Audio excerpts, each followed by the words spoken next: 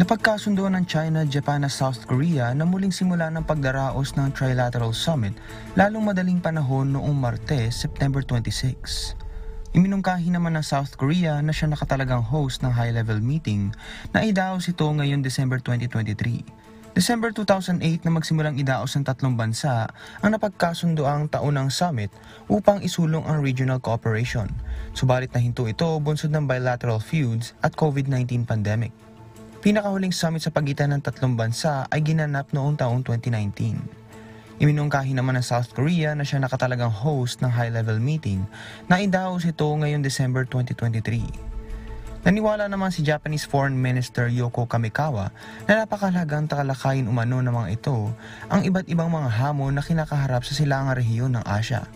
Sa isang pahayag naman ni Chinese Foreign Ministry spokesperson Wang Wenbin, noong Martes sinabi nito na nararapat na magtulungan ng tatlong bansa.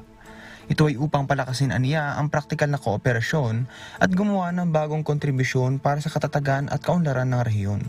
Samantala, inaasahan pag-iibayuhin ng China ang trilateral trade ties, pahuhusayin ng komunikasyon, gayon din ang pakikipagdialogo nito sa Seoul at Tokyo kaugnay ng usaping pangseguridad at depensa.